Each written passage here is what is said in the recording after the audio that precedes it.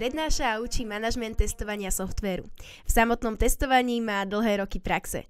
Hoci ako učiteľ by mal byť prísny, málo kto nepozná jeho skvelý humor. Okrem toho nám každý deň dokazuje, že aj informatik môže vyzerať ako Brad Pitt či Dwayne Johnson. Že neveríte? Tak sa pozrite na Jaroslava Strhavského. Jaroslav, vitaj. Ahoj. Ahoj, verím, že u nás sa máš komfortne, že si sa tu udomácnil. Veľmi, ale ten úvod, ten ma trošku zaskočil, to sa priznám. A čo z toho si myslíš, že je nepravda? Ten Brad Pitt, to by som bral, ale ten začiatok, neviem, tam by som niečo z toho možno vyškrtol. Tak môžeš, teraz máš tú príležitosť, že z toho môžeš niečo vyškrtnúť. Tak v krátkosti, ja som ťa teda predstavila, ale môžeš nám povedať nejakú tú svoju históriu, že stručne ako si sa dostal k tomu manažérovi testovania, možno aké máš skúsenosti v oblasti testovania. Rozumiem. No, z oblasti IT pôsobím roky. Už sa aj hanbím povedať koľko rokov, pretože potom by som vyzeral príliš staro. 18+. 18+, mám, áno, toľko mám. Takže dlhé roky začínal som v podstate ako učiteľ. Takže ja som aj vyštudovaný učiteľ, matematiku, fyziku, dokonca som to učil aj za vrátanie výpočtovej techniky predtým, než som nastúpil na vojenčinu. Trvalo to necelé 2 roky a potom po tej vojenčine v podstate tak som začal pôsobiť v oblasti IT, pretože som si myslel, že to je tá oblasť, ktorá je zaujímavá. A doteraz si myslíš, že je zaujímavá? A doteraz si myslím, že je zaujímavá, áno. Takže hneď následne som po ukončení vojenčiny nastúpil do firmy, kde sme pôsobili v oblasti priemyselnej automatizácie, čo bol veľmi, veľmi zaujímavý. Dokonca tu som videl nejako, že by sme mali hovoriť aj o tom, že čo bol môj ako najzaujímavejší projekt, tak úplne ten z tých prvých, tak to si doteraz najviac cením, pretože pôsobenie v oblasti priemyselnej automatizácie je fakt niečo extra. Keď sedíte za počítačom a len klikáte a vidíte, ako vám sa obravujú obrazovky a skrývajú, tak tam to bolo niečo úplne iné. Tam sme proste to naprogramovali a keď som to tlačítko stlačil, tak sa ten dopravník pohol. A to je úplne iný zážitok, ako keď si stlačíte nejaké tlačítko a sa vám, odošle e-mail, alebo uloží objednávka, alebo vytvorí faktúra. Asi tá interaktivita musela byť trošku na inej úrovni a vidieť takto výsledky. Samozrejme aj bezpečnosť, ale o tomto by som vedel rozprávať veľa. V každom prípade to, čo sme vtedy dokázali v počte 3 ľudí, áno, tak si dneska neviem predstaviť, že by sme sa do toho pustili, pretože mali sme aj veľké projekty. Taký najväčší projekt bol riadiaci program s vizualizáciou na riadenie PC na výrobu vápna vo východoslovenských železiarniach, kde keď sme 7 mesiacov programovali a vizualizovali, ja som nemal skúsenosti z prevádzky a keď ma tam potom kolega zobral, tak som niektoré pojmy musel vyslovene predefinovať, pretože to, čo sme nadefinovali a nakreslili my ako klapku na vizualizácii, malo priemer 2 metre. Takže som to musel premenovať na klapa. No a podobných zážitkov tam bolo viac. Tak. Ale s takými veľkými projektami sa spájajú aj výzvy. Určite pamätáš sa nejakú takú tvoju, že najväčšiu, ktorú si možno najdlhšie riešil, alebo možno aj nevyriešil, že si musel nejakých kolegov zavolať na pomoc? Aj, tak tých bolo určite veľa. V každom prípade ja som mal to šťastie, že som pôsobil na rôznych pozíciách. To znamená, že vyskúšal som si, ako som spomínal, programovať, vyskúšal som si analýzu, vyskúšal som si IT management, vyskúšal som si líniový management, mal som pod sebou nejaký tím, mal som projektové týmy, pôsobil som na viacerých projektoch, niekedy dokonca paralelne. No a tých víziev, tak to v podstate skutočne bolo veľa. Keď teraz ale pred pár rokmi by som sa vyjadroval asi priamo technicky, že sme mali problémy s hardverom, že sme mali problémy s nejakým softverom, že nám všetko padalo, alebo sme nemali odzálohované dáta, alebo čosi podobné. No s odstupom času vám poviem, že najväčšia výzva je vždycky pracovať s ľuďmi.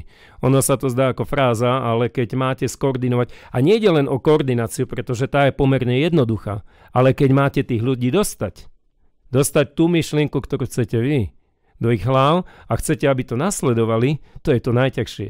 A nie je rozkazom, pretože my sa v oblasti IT, to je jeden fenomén, ktorý napríklad vo výrobe alebo v iných oblastiach sa nemusí tak vyskytovať.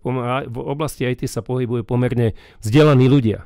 čo ste aj vy, čo sa vzdelávate. A tá vzdelanosť sa pomerne prudko stúpa, keď to porovnám ako 10, 20, 30 rokov naspäť, keď predtým sme boli vyslovene amatéri.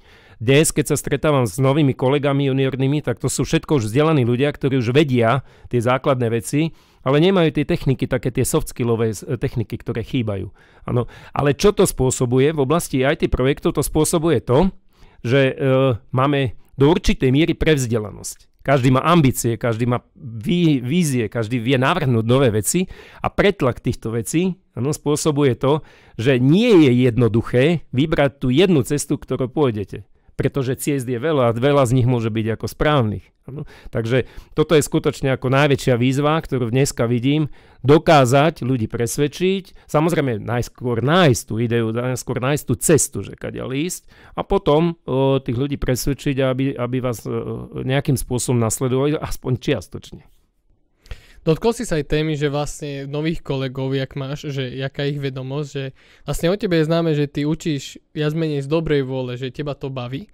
A teda, ja by som sa tak spýtal, že aký veľký záujem vidíš o túto oblasť testovania ako takú? Pri mladých ľuďoch a takto na vysokých školách? Je viacej pohľadov. Ja učím, nielen prednášam teda na univerzite, ale robím aj komerčné školenia, samozrejme v oblasti testingu, ale aj iné, celý rad iných interných alebo externých školení, či teraz alebo v minulosti, ktoré som realizoval, či sa to zameriavalo na nejaké testovacie nástroje, alebo sa to zameriavalo na nejaké procesy alebo implementácie procesov.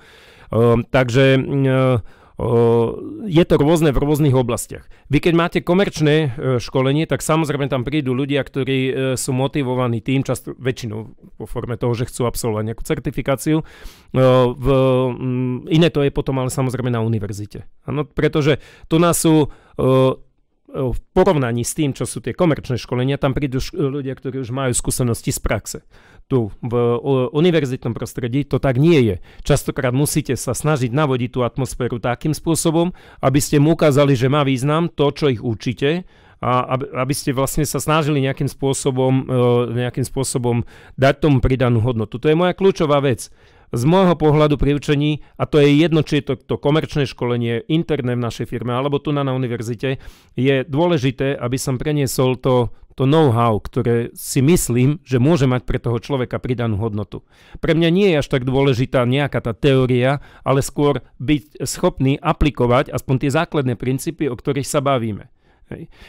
Keď sa bavíme o takom vzdelávaní, trošku teraz možno odbočím, ale ja veľmi rád používam tú Bloomovú taxonómiu učenia, neviem, či to poznáte, ktorá vychádza z toho, je to z nejakých 50. rokov ešte, ktorá vychádza z toho, že vy musíte prejsť určitým reťazcom na to, aby ste boli schopní uplatniť svoje teoretické vedomosti v praxi. Tam základná úroveň je vedomosť, musíte sa naučiť, nejakú základnú bázu mať. Nestačí, že máte Google a sa ho opýtate. To vôbec nestačí, pretože vy musíte mať tú znalostnú úroveň. Následne je to pochopenie. Vy pochopíte, že čo sa vlastne tam chce. Ano. Až potom môžete začať s nejakou aplikáciou. A to je jedno v menšom alebo väčšom rozsahu. To je jedno, či sa učíte celú teóriu, alebo sa učíte vlastne nejakú jednu kapitolu, jednu techniku, alebo nejaký jeden postup. A až keď to aplikujete, a viackrát to aplikujete, tak až následne to môžete analyzovať. A keď ste schopní to analyzovať, preto hovorím, že seniorným človekom v oblasti IT sa nemôže stať človek, ktorý bol na jednom projekte. Alebo v jednom tíme. Musíte si preskákať viacero projektov, viacero tímov, prípadne viacero rolí, až potom môžete povedať, že ste na seniornej úrovni. Seniorita sa nedá vysedieť vo firme. Ja som videl ľudí, ktorí 15 rokov robili v IT v jednej firme a potom sa dostali von a skrachovali. Ako osobnostne, pretože oni zrazu boli prekvapení, že už nie sú tými hviezdami, ktorými boli v tej firme, pretože tam robili 15 rokov a poznali úplne všetko. Ale keď vyjdete von, tak zrazu zistíte, že ten svet je úplne inde. Ano. Takže, ale vrátim sa späť, to znamená, že či je záujem o ten testing, testovanie, bohužiaľ je častokrát vnímané ako taká vstupná brána do IT. častokrát aj ľudia, ktorí nemajú v oblasti testovania vzdelanie, tak to používajú na to, aby začali, niečím začali. Hej. Takže toto je teda bohužiaľ, tomu hovorím. A častokrát aj v rámci projektov sa hovorí, hej, že taký trebárs je nejaký slabší člen týmu, no tak kam s ním, no tak dajme ho do toho testingu, že áno. Keď nie za projektového manažera, tak aspoň do toho testingu. No.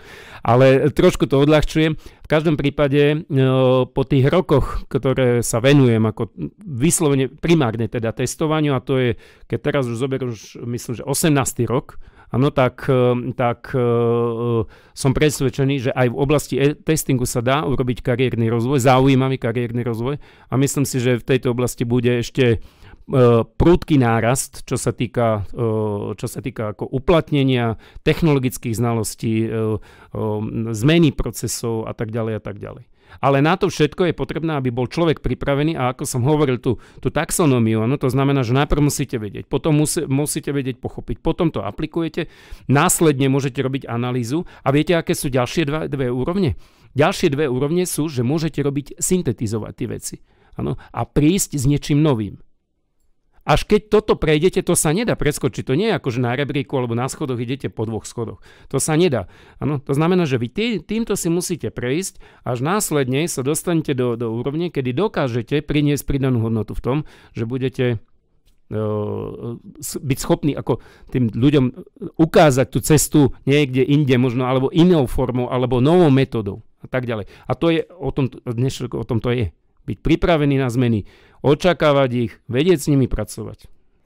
Za mňa je to, že tá popularita testovania, to ako čo za mojich skúseností je, že v praxi sa s tým stretávate, ale vyčajne až na takých stredných a vyšších firmách a korporátoch, kde už vedia si tak dať na to zdroje a čas, lebo v takých malých startupoch to tam skoro nikto nevidí, lebo však to je úplne iná myšlienka, tam treba čo najviac robiť, že to si všímam, že človek už keď tak je niekde, že dlhšie aj tá firma je stabilnejšia, tak vtedy začína byť to testovanie akože, že dobre, musíme im na trhu aj stabilný a to renomé dávať vyššie, tak vtedy začína byť to testovanie, že viac a viac je závislé na tom. Závisí to, áno, je to tak, ale otázka je v akej oblasti. Pretože to veľmi závisí, a to všetky vždycky aj na tých prednáškach a školeniach hovorím, závisí to od rizikovosti tej danej oblasti. Tým, že školím aj tie komerčné školenia, školil som v rôznych firmách, od firiem, čo vyrábajú antivýroby software, cez výrobné firmy pre Škodovku, až po firmy, ktoré sa zaoberajú simulátormi na vojenské vrtuľníky a tak ďalej. Takže kúse informácie som dostal aj z týchto oblastí, a skutočne môžem povedať, že naozaj to záleží od rizikovosti tej oblasti. Vy pokiaľ budete v oblasti testingu napríklad pri kritických aplikáciách, ako častokrát používam v oblasti zdravotníctva, kde testujete nejaké zariadenie, ktoré v konečnom dôsledku môže ohroziť životy, tak tamto testovanie je naozaj dôsledné, formálne, vysoko presahuje napríklad rozsah pracnosti voči vývoju a tak ďalej. Áno. Ale na druhej strane v týchto oblastiach to testovanie ani nevnímajú ako testovanie. To je súčinnosť vlastne viacerých aktivít, a častokrát sa ani ten človek, ktorý to realizuje, sa nevolá tester. To znamená, že je to veľmi, veľmi špecifické, a skutočne môžem z vlastnej praxe potvrdiť, že to závisí od rizikovosti. Väčšinou si test, pokiaľ majú ľudia alebo študenti možnosť spôsobiť treba z praxi, tak majú skúsenosti treba z bankovníctva, financií, z poisťovníctva, telekomunikácie a tak ďalej, ale toto nie je jediná oblasť. No to si treba uvedomiť. Na druhej strane je v oblasti IT, tam pracuje najviac ľudí, čo je samozrejme na jednej strane z toho titulu, že je tam proste najviac peňazí, a na druhej strane to bankovníctvo, financie, poisťovníctvo používa výslovne software nástroj. To je ich hlavný výrobný nástroj. Áno, naproti tomu ako proti výrobe alebo zdravotníctvu alebo poľnohospodárstvu alebo ďalších odvetviach. Takže nie sa čo čudovať, že samozrejme, že v oblasti financií, poisťovníctva, telekomunikácií tých peňazí je viacej ľudí tam pracuje, a na druhej strane si treba povedať, že veľa tých projektov nie je tak rizikových ako v tých iných oblastiach. Áno. Čo sa stane, keď máte napríklad, teraz pôsobím v oblasti BI, čo sa stane, ak teraz zistíte, že máte v nejakej sume rozdiel, poviem tam teraz ako 10 eur. 10 eur vôbec neriešime. 1000 eur vôbec neriešime. Hej. Niektoré zostatky rozdiely riešime až vtedy, keď sú rádové v 10 000 alebo 100 000, pretože to je len na úrovni štatistické chyby, keď to porovnávate voči celkovej sume, ktorú sa napríklad objavuje vo reporte, ktorý ide voči napríklad Národnej banke alebo Európskej centrálnej národnej banke a tak ďalej a tak ďalej. Takže je to o rizikovosti. Hej. A tam, kde je to rizikové, tak tam verte tomu, že to testovanie prebieha úplne iným spôsobom a výrazne, nechcem povedať, že kvalitnejšie, ale dôslednejšie. Dobre, a čím je väčšie riziko, tak tým človek musí byť aj teda väčší expert na tú oblasť. A je to také, že už keď v nejakej oblasti ste zbehli a povedzme, že máš tam viac tých projektov už za sebou, skúsenosti, tak sa viac orientuješ na tú oblasť, alebo v podstate berieš akýkoľvek projekt? To je, ako som hovoril, seniorita sa nedá vysedieť, ale v tomto prípade platí, že keď niekde pôsobíš v nejakej oblasti dlhú dobu, tak proste si tie znalosti tam ako vysedíš. Ano, to znamená, že samozrejme prvá vec je, keď niekde chcete uspieť, tak je extrémne veľká výhoda je znalosť tej domény. tej biznis domény, v čom sa pohybujete. Ano. Čo častokrát je chyba testerov, že to nemajú, tie informácie nemajú. Ani nie tak častokrát vlastnou vinou, ale treba s tým, že ten proces je tak nastavený a nemajú možnosť sa naučiť, ako vlastne ten biznis ako taký funguje. By ste sa čudovali, ako veľa ľudí pôsobí treba aj v oblasti financií alebo poisťovníctva alebo telekomunikácií, ktorí vyvíjajú tie softvery, ale samotné biznis procesy nepoznajú. Ano.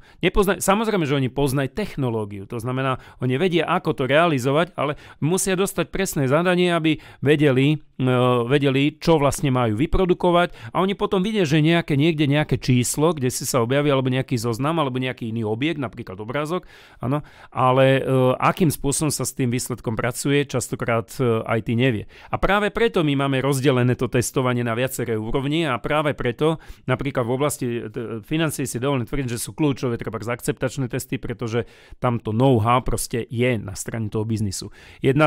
Sú to samozrejme, že také know-how znalosti, ale potom samozrejme sú to aj znalosti, prečo sa ten transfer znalosti neprenáša na IT aj z toho dôvodu akéhosi utajenia. Lebo v niektorých biznis oblastiach, v oblasti financií vy nemôžete sa ani dostať, banka vám nedovolí sa dostať k niektorým informáciám, napríklad akým spôsobom sú schvaľované požičky alebo úvery, alebo áno, pretože to je interné know-how banky. A tam sa to striktne potom rozdeľuje. Áno, to znamená, biznis vlastníci vám povedia, tak, vy nám otestujete to, či to beží, ako tie kolečka, že to spolu funguje a my vám povieme, že či tie kolečka spolu fungujú tak, ako my potrebujeme. A to je všetko. A teda z tvojho pohľadu, hlavne skúsenosti, ako sa zmenili nejaké trendy a zmeny v oblasti testovania? Čo by si vedel ty povedať? Za posledných 10, 20, 30 rokov, áno, som veľa prezradil teraz o sebe, tak vám poviem, že riešime v oblasti testovania riešime úplne rovnaké problémy. A to je z toho dôvodu, lebo ten proces samotný tých aktivít jednotlivých, tak ako idú za sebou, je stále rovnaký.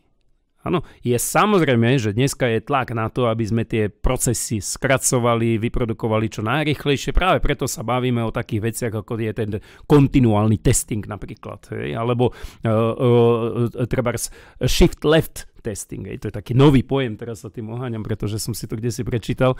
Ale tá idea je vlastne v tom, že začať testovanie čo najskôr. Testovanie čo najskôr, to je vlastne jeden zo 7 základných princípov testovania a skutočne to tak je. Takže toto sú veci, ktoré sú ako nové, ale na druhej strane to skracovanie neznamená, že tie aktivity sú iné, ako boli predtým. Vy vždycky, keď hovorím len o testovaní, ale berme celý vývojový proces softveru. Áno, vy vždycky máte na začiatku nejakú biznis špecifikáciu, potom máte nejakú technickú špecifikáciu. To všetko prebieha nejakou analýzou, biznis analýzou, systému analýzou. Potom máte nejakú test analýzu, pretože toto zadanie musíte nejakým spôsobom zanalýzovať. A následne máte v rámci test analýzy test design a test preparation celkové. V konečnom dôsledku teda testujete, to je to, čo obecne známe ako test execution alebo vykonávanie testov. a vyhodnocujete testy, nakoniec je nejaký deployment alebo release teda a deployment na produkciu a tak ďalej a tak ďalej. To všetko beží v nejakých cykloch, všetko záleží od toho, aký model vývoja softvéru je použitý. Samozrejme dneska je tlak, alebo také moderné sa hovorí, že používajú tie agilné prístupy. No, keď ja počujem agilné prístupy, tak vám musím povedať, že to nie je celkom moderné, pretože o týchto už hovoríme posledných 20 rokov, tak neviem, či 20 rokov je novinka, ale pre mňa už veľmi nie. No v každom prípade snaha je teda prejsť do nejakej tej agility. Úspechy sú rôzne. V každom prípade tie procesy teda sú rovnaké a my aj riešime podobné problémy. Moja taká jedna z najobľúbenejších otázok na školeniach, prednáškach a tak ďalej je, keď sa pýtam, a hlavne keď mám tam ľudí, ktorí sú znali z praxe, keď sa ich opýtam, že ako by mal vyzerať taký ideálny testerský projekt. Viete? No a teraz tej z praxe začnú, tak samozrejme takéto, hneď na začiatku povedia, no tak musí byť jednoznačne zadefinovaný scope, rozsah, zadanie. No dobre, tak to si povieme. Potom jasne musia byť dostatok ľudí, musí byť dostatok techniky, musí mať dostatok času a tak ďalej. A to musí byť dokumentácia, musíme mať zaškolených ľudí. Testovacie prostredie nám nesmie padať. Testovacie dáta musia byť pripravené na čas a tak ďalej. Áno. No a ja to takto pekne potom spisujem na ten flipchart, viete, hej? A to sú častokrát skúsení ľudia, skutočne treba zrobiť test management ako na advanced level, hej, pre ISTQB, no a potom sa na nich pozriem a opýtam sa ich, viete, ktorý z vás a koľkokrát ste pôsobili na takomto projekte. A čuduj sa svete, za tie roky, čo som teda školil a prichádzam s týmito ľuďmi do styku, nikto sa neprihlásil. Áno. Čiže ja tomu hovorím ideálny testerský projekt, hej, ale nie sme my idealisti. Rozumiete? Nie sme my idealisti, že my všetci chodíme po chodbách a hovoríme o tom, že ešte toto nám chýba a potrebujeme viacej času, potrebujeme perfektnejší nástroj, potrebujeme a tak ďalej, ale my v podstate vyberáme z tej skrinky, ktorá sa volá ideálny testerský projekt, keď hovoríme o testingu. Samozrejme takýchto ideálnych projektov majú určite aj analytici, vývojári, projektoví manažeri a tak ďalej. Ano? A voči tomu to porovnávame. Takže z tohto pohľadu to testovanie, keď sa vrátim späť, to testovanie má stále rovnaké symptómy, stále rovnaké problémy, ako som hovoril už pred 10, 20, 30 rokmi. Ale čo je dneska nové, alebo čo sa mení, tak je určite, a tým sa teraz veľmi intenzívne zaoberá, je príchod tej umelej inteligencie. Pretože to si myslím, že bude radikálny skok. Veľa ľudí to ešte nedoceňuje, pretože nemá s tým priame skúsenosti a nevie si predstaviť, kde by to všade mohlo byť implementované. A moja skúsenosť po tom, čo som si prešiel, a to hovorím teraz od nejakej dvojmesačnej skúsenosti, a ešte nie je teda intenzívnej, áno, je, že s tým sa budeme stretávať úplne všade. Úplne všade. Ano. Na túto tému trošku mám taký poznatok, že ja som na LinkedIne pozeral a už dokonca je také, niektoré firmy už adaptovali takú stratégiu, že už AI-ko, akože nejaký chatbot im robí, že čisto to interview a oni už iba to, keď sa dostanú cez ďalšie kolo, tak vtedy reálne spoznajú, že keď už som videl, že už na takejto úrovni sme, hovorím, to už sme ďalej, ako som si myslel aj ja sám. Že... No a vám poviem takú pikošku, ako teraz pred 3 dňami som sa bavil s kolegom a ja som si teda, mám tam predplatené to chat GPT a teda som mu to ukazoval, akým spôsobom to funguje, tá 4K verzia a on bol úplne nadšený z tohoto. Ja hovorím, ty si mi hovoril, že si sa na to pozrel predtým, no ale ja som nevedel, že to má takéto možnosti. Hej. A tak sme urobili skúsmo jednu vec, že sme dali vygenerovať nejaký obrázok na základe popisu a on mi potom dal takú otázku, no a ten obrázok ako čo? Môžem ho použiť? A ja hovorím, ja neviem. Tak sa opýtaj toho chatu. No, tak sme sa opýtali chatu, že ako je to s autorským právom tých obrázkov. A odpoveď bola, áno, sú voľne k dispozícii. Viete, v čom je tá pointa? Pointa je v tom, že my sme ten nástroj nám niečo vygeneroval a my sme sa ho potom spätne opýtali, že ako vlastne to môžeme použiť. Rozumiete, že tá interaktivita, to je niečo úplne iné, ako keď nájdete niekde nejaký obrazok, alebo vytvoríte si aj hoci na základe sofistikovaných funkcií v nejakom kreslicom programe. Hej, a vy ste vlastne, my sme boli v dileme, lebo my sme ho nevytvorili, ale bol vytvorený na základe našich podmienok. Takže ako to vlastne s tým je? A toto platí vlastne ako, to je jedno z rizik, ktoré vidím ako v oblasti umelej inteligencie, že je tam otázka takej tej dôvery. To znamená, že legislatívna otázka určite veľmi široké oblasti to otvára, ale na druhej strane je to tak už rozbehnutý vlak, tak ako teraz vnímam, že proste toto sa nezastaví a nezostáva nič iné, len všetky tie okolité podmienky musíme čo najrýchlejšie, a teraz už hovoríme spoločensky, ako prijať, tak, aby sme tomu stíhali ako to nasledovať. Pretože v opačnom prípade sa skutočne môže ako spoločnosť, nielen projekty a nielen IT projekty sa môže dostať do problémov. A keď prepojíme to testovanie a tú umelú inteligenciu, tak samozrejme veľa nám môže pomôcť zlepšiť aj zrýchliť procesy. Ale vidíš tam aj nejaké možno hlavné riziko, čo môže do testovania priniesť umelá inteligencia? Už som teraz spomenul, že je tam otázka tej legislatívy, to znamená, kto je zodpovedný. Kto je zodpovedný za to, že trebárs mi nejaký AI tool povie, že je to správne a ono to správne nie je. Ano. Takže určite v tejto oblasti. Potom samozrejme otázka bezpečnosti a zdieľania informácií a tak ďalej. Ja poviem ale trošku iné. Možno, že odbehnem od tohto, ale vrátim sa.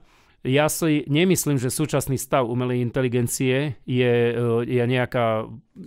nejaký finálny stav ďalšej etapy. Ja si myslím, že toto je len prechodná fáza.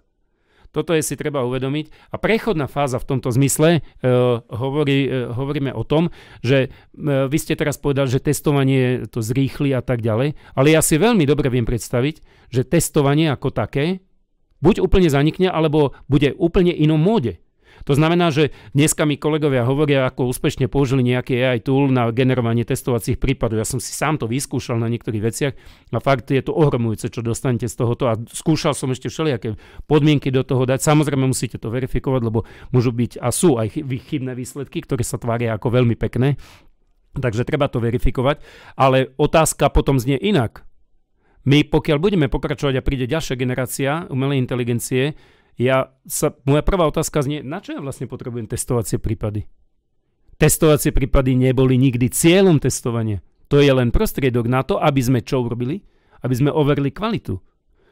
A tu nastáva potom otázka, či ja nejakému nástroju, ktorý bude dostatočne využívať tú umelú inteligenciu, nemám začať ho moderovať, aby overil kvalitu. Ja už sa nebudem pýtať, aby mi vygeneroval testovacie prípady, nebudem ich uložil niekde do Excelu a ja potom pracne importoval do Jiry alebo niečo podobné. Áno, na čo mi to bude dobré? To je otázka zamyslieť sa nad tým, že my či začneme preskakovať tie procesy a vlastne sa budeme stavať do inej pozície. My máme v súčasnosti, beží nám u nás vo firme pilotný projekt, kde sa snažíme jeden z nástrojov implementovať. Je to Copilot, to je obecne ako známe, že Microsoft uvoľňuje tento nástroj a ten funguje, ten zatiaľ používame takým spôsobom, že v rámci Teamsov nám robí to, že urobí transkripting videa, to znamená urobí prepis do textu a následne tam vygeneruje zápis schôdzky a vygeneruje aj úlohy na jednotlivých ľudí s tým, že vie identifikovať podľa toho, kto je pripojený a tak ďalej, že na koho priradiť aj s termínmi a tak ďalej. To všetko normálne beží. Ale to znamená, že umelá inteligencia v súčasnosti u nás môže, a to už je reálne, ako vystupuje ako asistent, viete, na tých meetingoch. Moja otázka znie, kedy prejde z tej role asistenta do tej kooperatívnej módy, že bude normálnym členom tej schôdzky. Vy mu dáte meno napríklad Karol, áno, on vám bude hovoriť, do toho sa budete s ním normálne baviť ako s človekom, a on vám zrazu povie, no ale takýmto spôsobom nemôžeme ísť, pretože to nezodpoveda našej vnútornej smernici, pretože on to všetko bude vedieť. To je druhý stupeň. A kde bude potom tretí stupeň? Hej? Otázka znie, že my sme teraz tí, ktorí sme ako tí tvorcovia a AI je asistentom, potom bude asistent, bude môj spolupracovník. A čo bude ďalší krok? Že ja budem asistentom pre AI? Ja neviem. Rozumiete, tie dvere sú otvorené. Zase nechcel by som byť ako úplne v tomto smere privádzať nejaké čierne scenáre, pretože ľudia vždycky dokázali zatiaľ tú záchrannú brzdu, ale to je úplne iný level myslenia. Ano? To znamená, že ja skutočne to, čo vidím u kolegov, je, že sa snažia tie technické veci, viete, že by mi ako odbremenil, že nemusím to teraz čítať, ten 100-stránkový dokument a teraz a takto, hej, a že mi to skontroluje a teraz porovná tie dokumenty a tak ďalej. To všetko je v poriadku. Ale ja sa pýtam, prečo mi on má porovnávať dokumenty? Prečo sa ho neopýtam, aby mi urobil celý ten proces? No ale potom otázka znie, že keď bude vedieť urobiť celý ten proces, a ja mu niečo navrhnem, aby urobil, on povie, nie, ja to viem lepšie ako ty. Ja ťa tu už nepotrebujem. Nie len testerov, ale... A všeobecne. To je úplne podobne, ako keby ste sa pýtali v 19. storočí, že kde je budúcnosť pohoničov konských povozov. Hej, a my sme zistili, že teda... Múzeum. No a tak začali riadiť autá. No, takže, ale je to skutočne na zamyslenie. Toto si myslím, že bude radikálna zmena. Možno, že sa mýlim. Ale stále verím ako ten pozitívny prístup. Hej. Hoci je to skutočne nástroj, ktorý má pomerne veľké riziko a môže byť zneužitý. Musíme asi len súhlasiť. A už neviem, čo ste sa pýtali, takže teraz to zopakujte tú otázku, keď si ju pamätáte. Myslím, že sme dostatočne odpovedali asi na všetko. Ja by som sa ešte tak opýtala na záver. To je vždycky naša taká tradícia, že sa pýtame takú nejakú random otázku. Aha, teraz to som napätý. Ktorú si nedostal vopred, takže vôbec nevieš, čo máš čakať. No, mňa by veľmi zaujímalo, že čo si myslíš, pokojne môžeš porozmýšľať alebo povedať z prvej, že čo je podľa teba najviac neužitočný vynález v histórii, ktorý kedy bol vymyslený? Najviac neužitočný vynález? A musí to byť ako technický vynález? Hociaký. Hociaký vynález. No koleso to nebude, tak si myslím. Teda rozmýšľam, najneužitočnejší vynález... Teraz moja babka by povedala, že internet. Hej, lebo nedokáže narúbať drevo, no ale... A z tvojho pohľadu teba, čo sa tak dotýka, respektíve teda nedotýka? Viete čo, aj slepá ulička je niekedy prínosná v tom smere, že vám ukáže, že tadiaľ to nechoďme. Čiže z tohto pohľadu ja neviem, že či existuje neužitočný vynález. Určite by som mohol moralizovať a hovoriť o tom, že zbrane sú zbytočné, jedy sú zbytočné a tak ďalej. Možno aj plasty, nakoniec možno aj ja, neviem, ale aj tá slepá ulička má niekedy význam. Vy sa tam dostanete a zistíte, že tadiaľ cesta nevedie a idete ďalej. Každý vývoj prebieha v nejakých fázach, áno, a určite proste tak. Nemyslím si, nepovažujem nič za neužitočné. Ano. Považujem za nebezpečné veci, považujem za ako škodlivé, ale neužitočné, neviem. Vy ste našli niečo, vy? To je otázka na teba. Ale akože zastávam ten názor, že zo všetkého sa vieme poučiť a všetko nám niečo prinesie a keď sa nad tým zamyslíme, tak všetko má svoj zmysel. Áno, určite s tým súhlasím. A takisto malo aj zmysel, že sme tu takto všetci spolu sedeli, že sme sa, verím, že niečo nové dozvedeli, že aj ty si ten čas, verím, že príjemne strávil, aj že naši poslucháči sa tiež niečo nové dozvedeli. A my by sme ti s touto cestou chceli poďakovať, že si našiel ten čas, že si nám to takto vysvetlil, objasnil. Za mňa to bolo veľmi prínosné ťa takto počúvať a verím, že ešte niekedy pri nejakej téme sa zase budeme počuť. Ďakujem za pozvanie, som rád, že študenti sú aktívni. Už som ani neveril, že takéto niečo existuje u nás. No, takže držím vám palce a verím tomu, že budete v tom pokračovať. A že toto nebude ten vynález, ktorý nebude neužitočný. Áno, že to nebude ten vynález, ktorý je neužitočný. Tak. Ďakujem za pozvanie. Ďakujeme a prajeme ešte príjemný zvyšok dňa.